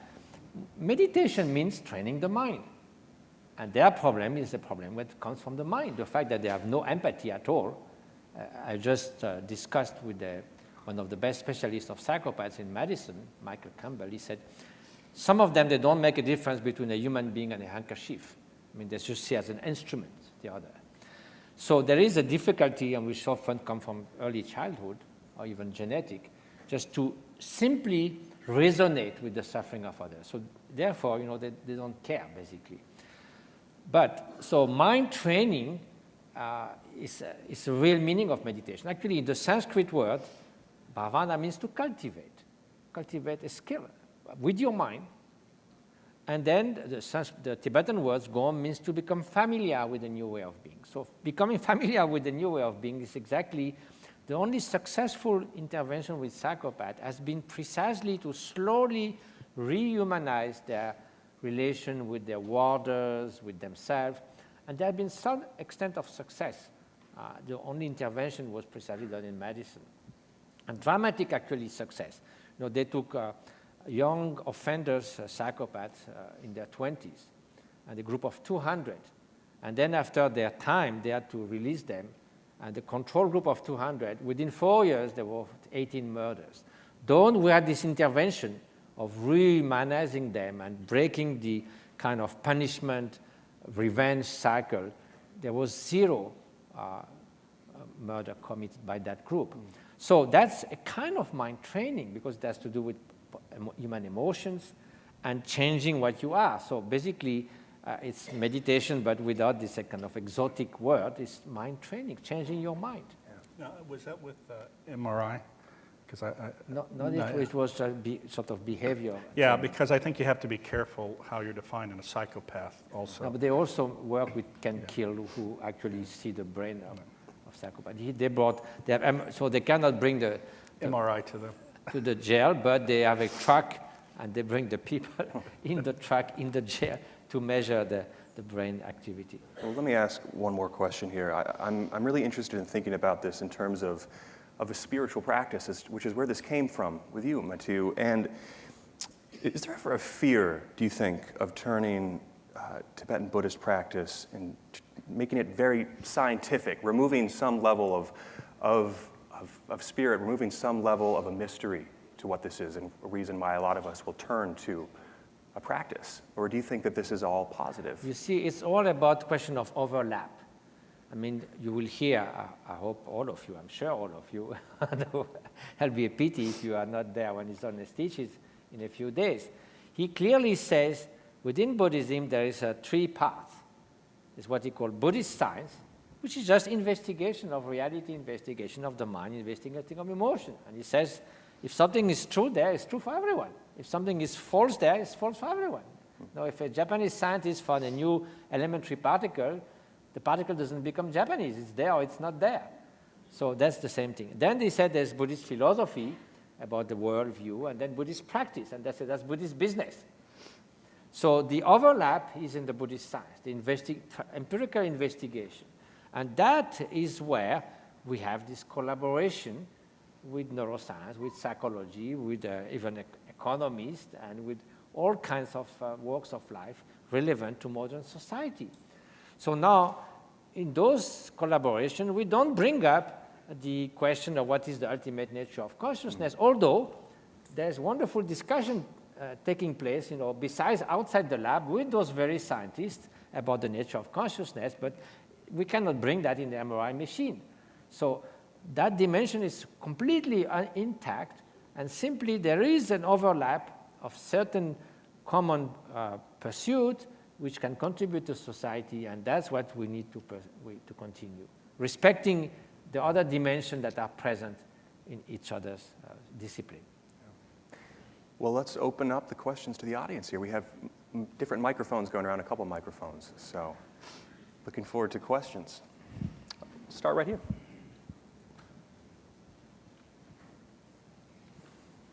I really appreciated what all you've said, but you spoke to something that's very dear to my heart. It's easy for me to be compassionate to those who suffer and those who one could consider our soulmates, but I'm very involved in conservation, rhinoceros conservation, for example. How can I learn to be compassionate for the poachers, the illegal loggers? Those are the ones that it's hard to have any good feelings about it all. And the ones that are just trying to do it for subsistence, that's one thing, but the greed, the money, the destruction for profit, gain. Shall I begin? Well, I think here there's a very wonderful point to be made that His Holiness makes all the time.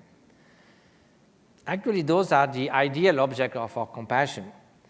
Not just out of sort of, how do you say, being soft on what's wrong in this world. But you see, compassion is not like, it's not a reward for good behavior, and withdrawing compassion cannot be a punishment for bad behavior. It's completely something else. Moral judgment, of course, exists, and we can find some conduct absolutely despicable. But compassion is different. Compassion goes at the root of any suffering, wherever it is, whatever its form. So those people are creating immense suffering. So even more a bloody dictator does. So instead, to have compassion or to even altruistic love in a certain way, it's not to like them, to like what they do. It's not wishing them good and success and say, oh, that's not too bad, don't worry. Just go for holiday on the Bahamas, here is a plane ticket. It's not that at all. It's like a physician, a doctor, who has a mad patient. The more the patient is sick, the more the doctor will be concerned by giving the right medication. And that medication is compassion. And the Buddha said, if hatred replies to hatred, the trouble will never cease. And Gandhi said, if we do eye for eye, tooth for tooth, the world should be blind and toothless. So the more there is, what better can you wish to a poacher that he becomes concerned by the animals? What can more you wish to a dictator that the hatred, the cruelty, the indifference or the greed that in his mind goes away? So that's what compassion wishes. And that was the goal of trying to somehow transform others. It's not just approving what they do, but seeing the sickness is very serious, so let's find the right medicine. It doesn't mean to just let things happen. You can use the appropriate means, but not with anger, not with hatred, but with compassion. Other question? Yes, I have a question. I'm sure you probably are familiar, Dr. Doty, of Eben Alexander's book from last year. He's a fellow neurosurgeon.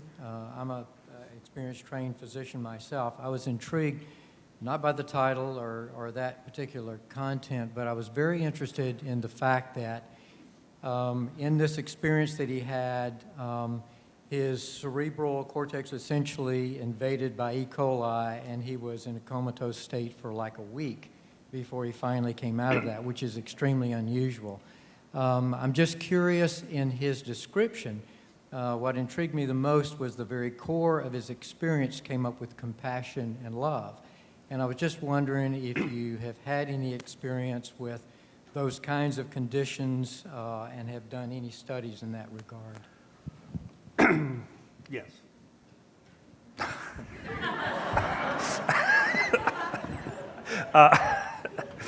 Actually, it's interesting. I'm certainly aware of Eben and that book. And for those who may not know, what is it called? Something about heaven. Proof of Heaven. It's interesting. There's a growing body of literature on near-death experiences, and I know that's not the topic of why we're here. And in fact, in many ways, they're very consistent. And the other aspect is they're often oriented towards that particular person's culture. As an example, if you're Christian, you may see God or Jesus or angels. I will tell you a story from my own personal experience, my own near-death experience, where I was out with some colleagues, and actually we ran into a tree, or my friend ran us into a tree. And I was the only one wearing a seatbelt. I had a splenic fracture, transected small bowel, a back fracture, was paralyzed, lost bowel and bladder function. And they took me to surgery, and they missed a bleeder. And then I came back to the intensive care unit and bled out into my belly and left my body, watched this event happening, then went to surgery, and then in fact had this experience where I was going down a river, which is common, or something like that. You see this light at the end, which is actually, and I'll tell you from my own personal experience, it's like you're enveloped in love. And as you get closer and closer and go more rapidly towards this light, it's this incredible sense of serenity and connectedness and desire and love to be with that. Now, in my case, there was no Jesus there. And then I heard all these loved ones who had passed talking to me. And in fact, during this process, I was reliving my life. So it did happen, but I didn't write a book about it. But I don't know what that is. There are explanations that it's either a large neuronal sort of release of energy, and that's the explanation, or is it hypoxia? I don't think anyone knows, and I don't know what it means. People ask me, geez, you had that experience. Obviously, that's the thing that has taken you on this path, and honestly, it's not at all. In fact, I still don't know what that meant, but sometimes there are experiences and events that happens in our lives that cannot be explained, and we just have to accept that they occurred and then live with that and incorporate those. But so from a personal experience, I know they happened because it happened to me, and it's very consistent with what's happened to other people. But did that reinforce a belief in God or somehow make me think that there's a heaven? No. Let's go over on this side. Thank you. We'll go in the back there if we can get the microphone. Oh, is there one up front? Okay. That's. Good morning. Thank you for your very insightful presentations. So I noticed several layers to the compassion conversation. One layer is that compassion is good for us, so therefore we should practice it. A deeper layer, compassion has driven development over time. It gives us advantages, and it's persisted over disadvantages. And the deeper layer that I have a question about is the question of essential nature. And this might be a question for Mathieu Ricard, specifically the Buddha nature. And every tradition has this term for essential nature as being incorruptible, something that cannot be augmented or damaged. So how do you reconcile this sense of being, that we have this incorruptible essential nature, with the model that says that we were primitive and we then become more advanced in time? How does something profound as the intrinsic nature of being, wouldn't it give birth to something equally profound? So, because the sound is not so clear, you mean how would compassion arise from that Buddha nature? That's what you mean? Taking a step back, so compassion is an effect of the Buddha nature, but the Buddha nature itself, what kind of a being would it give rise to? What kind of what? How do we move from so the Darwinian model of the origin of species. So this is a question because we're here in an audience at this festival of faiths, and we have all these religions represented who actually have a very, in many cases, different view of the human, the origin of life. So specifically from the Buddhist perspective, how do you reconcile this? You have this Buddha nature. Shouldn't it give rise to life as profound, right at the starting gate? Well, anyway, I will try something. I'm so sorry that I'm not completely sure because of my hearing. But the relation, at least, between what we call the Buddha nature, which is basically a mind that is entirely free from obscurations in the sense of distorting reality, and also be free from afflictive mental states like hatred, craving, and so forth, and mental delusion. So that is a state of freedom. So once you are free from those, say, obscuring mental states, and then so basically there's an expanse of clarity, of wisdom, of simplicity. And whenever something comes out of that, it can only arise as something that will be perceived as beneficial to others, because it cannot be what is free from those mental poisons cannot arise as something that will have a destructive and negative effect.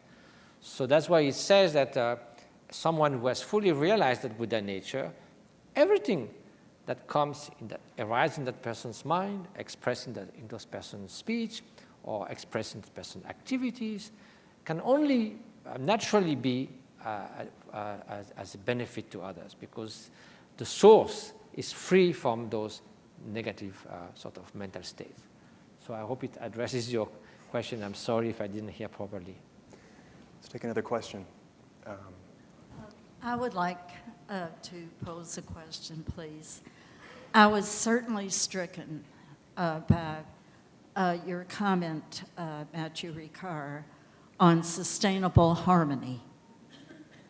And I would love to hear more about that. I'm sure that the Buddhists with whom you're associated have achieved a sustainable harmony in their lives.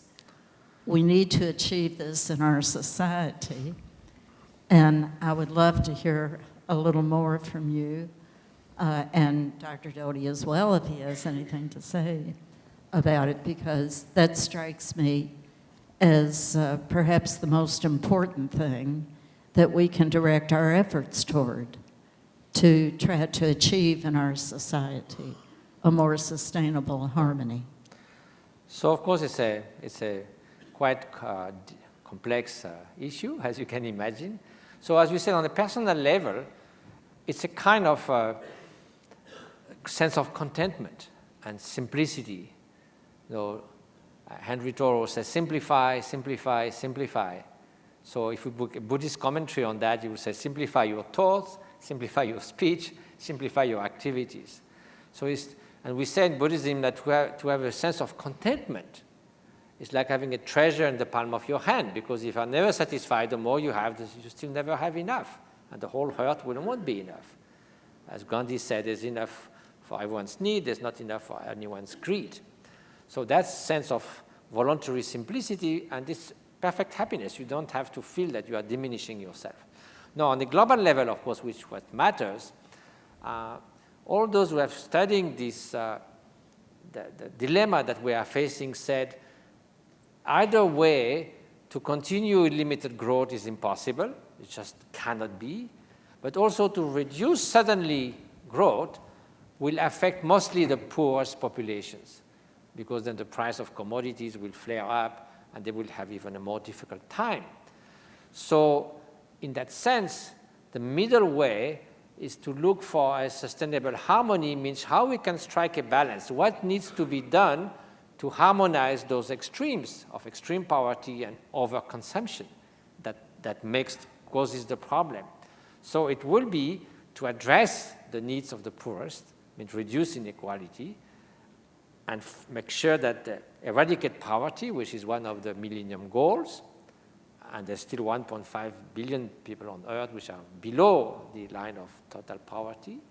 And then, since we know already that this rate of consumption is simply not possible, not whether we like it or not, whether we think that we are a society of consumerism or not, too bad. We cannot have 3 planets. That's just like a kid that wants what is not possible. So since this is the case, and since it is too easy to say if it happens in 50 years, come back in 49 years, we'll find out.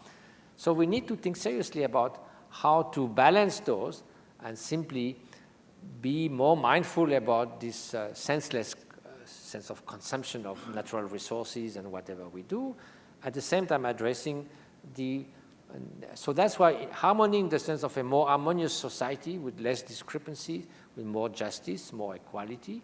And it doesn't mean taking from the rich to give to the poor. That doesn't work and it's too easy. It's more finding a more balanced way of approaching the challenges of the future. And compassion is the root of that, because if you have compassion, you will care for those who are in need now, and you will care for future generation, even physically. Obviously, they are not here. So people who say, well, people who are not born have no rights because they don't exist, they cannot claim those rights, there's no reciprocity, it's like what Groucho Marx was saying in short. So, of course, they will exist, and even they have no rights in legal terms. If we have compassion, we cannot but think of their fate. So in a few words, but this can be expanded. It's a vast subject, and it's a very difficult subject. What balance to strike between growth and decreasing the speed of growth? That's a very complicated subject, and it's not easy to solve. There's this Tibetan philosophy about the hungry ghost, where there's this thing with this small throat that's trying to put sustenance in there, but it can never get enough down. And in some ways, it's a metaphor for conspicuous consumption society. I mean, what's fascinating is you look at the third world, and there's so many people from the third world who want to come to the first world. And if any of you have been to the third world, you'll see that if a family or an individual has security, food, and shelter, they're ecstatically happy in many of these places. Yet, so many of them want to come here, and what do we have here in our society? And remember, we are a society of 300 million people that consume 25% of the world's resources. Yet, we are a society of which we have an epidemic of isolation, depression, and loneliness. 1/4 of people in America will tell you that they do not feel that they have a person that they feel comfortable with sharing their pain and suffering. This is not an ideal place, unfortunately. And these people in the third world, where frankly they have some of the wisest, deepest spiritual traditions and wisdom, yet they want to come here where frankly in some ways we're lost. And I think if we take a moment to look, and in some ways what we've been talking about based on science, some of these practices that have been so beneficial and so helpful to these societies and incorporate them into our societies, we will be able to find a much greater and deeper sense of happiness and contentment, and ultimately realize it's not about the acquisition of things, because things cannot fuel the hunger which we have. And that hunger ultimately is this connection and desire to be with others. It looks like should we go to the back there? Yeah. Well, thank you both for bringing your insights to us. I have a question for both of you. You have touched on what the neuroscience of compassion can bring to the rescue or the help of individuals who have fallen into the, I guess, let's say the dark side, insensitive to suffering, cruelty, even homicide, such as the prison populations. What does the neuroscience of compassion say about large groups, hate groups, nations during their dark periods, even multinational groups that have gone to the dark side of humanity? I grew up in poverty, and I tell the story that my family was on public assistance. My father was an alcoholic, and my mother's an invalid. And I used to look at individuals who had means and who a position to help others, and they wouldn't help others. And then you'd see people who had every ability to help others, and they would give everything, and they had nothing. And the people who I saw who didn't intervene, if you will, or people who were cruel or mean, and this is analogous to your statement, I never felt anger or pity towards them, because fundamentally these people, these groups you're talking about, they have immense pain that they're suffering. They're manifesting that pain through their actions, but ultimately it is a manifestation of deep pain. I give a talk sometimes that talks about wounds to the heart. All of us have these wounds to our heart, and for most of us, they're superficial and they heal quickly. But some of them are very, very deep, and they continue to cause pain throughout an individual's lives. And as long as they hold that pain, they can never be whole, they can never be cured, and because they don't know how to manifest it in a helpful way, that pain is such that then they manifest it in a very negative way, which is the way you desire. And that is not necessarily just an individual. It can be, as you were talking about, larger groups, larger organizations, even countries. There is a path, but again, you cannot expect, and His Holiness will say, suffering in the world is not going to be completely ever relieved, but each of us can do our part. what happens though, people then say, well, geez, it's so overwhelming, I feel I can't do anything. But there's an African proverb, and it talks about a fire in the forest, and the fire is burning, and all the animals of the forest, large animals of the forest, have left, and they're just watching the fire burn. They're not doing anything. And they look up, and there's this hummingbird. And the hummingbird is repeatedly going to this pond and taking a drop of water and dropping it on the fire. And the animals are all sitting there watching, and they go, why are you wasting your time? You're just a hummingbird, you're putting it, it's not going to have any effect on the fire. And the hummingbird says, well, I'm doing what I can do. And I think that's all each of us can do, is what we can do. Anything you want to add? No, I didn't hear about the question, sorry. Let's take another question right over here. As you know, American culture is intensely individualistic. And I think a lot of us hear this message about meditation is good for you. And we think, well, I'll sit in my room and I'll meditate half an hour a day and my problems will be solved. Would you talk some about the importance of communities of practice as opposed to individually trying to practice? Okay. Well, communities, of course, as we said throughout this morning, is essential. The quality of human relationship is the single most important factor of well-being. And especially on the spiritual path, the sense of having companions along the path is so important, so that, first of all, you can share experience, you can help each other. It's like a group of people traveling through a dangerous forest, and the fact of being together is very helpful. And also there's a kind of synergy. There's a saying in the Tibetan literature, if you take, they make these brooms with so-called kusha grass. It's like kind of a long piece of blades of grass. So if you have 100 of those pieces of grass and you try to broom, if they are separate, you won't achieve anything.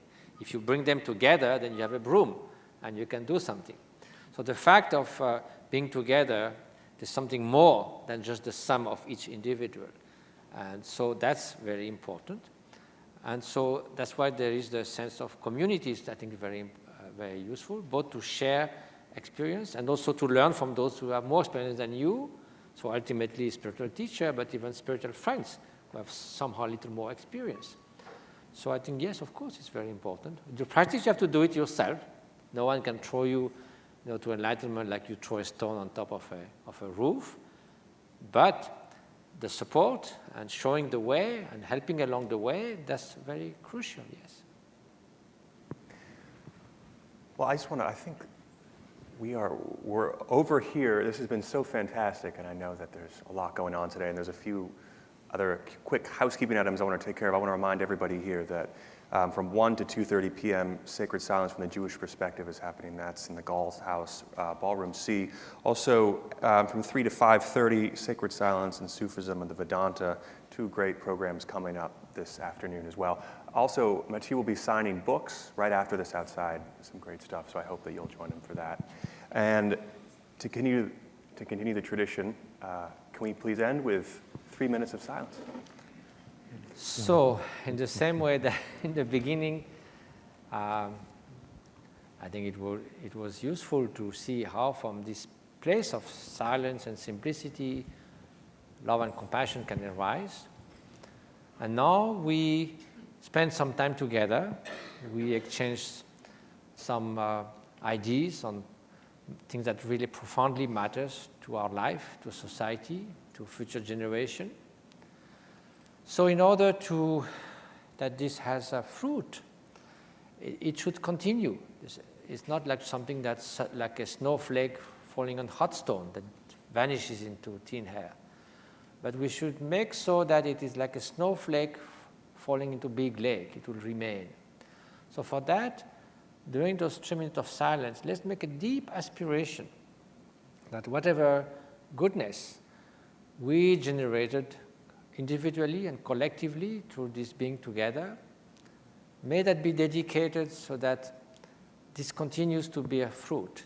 And as long as we are here, it may help to both accomplish something in our own life and be able to serve society and the world in a better way.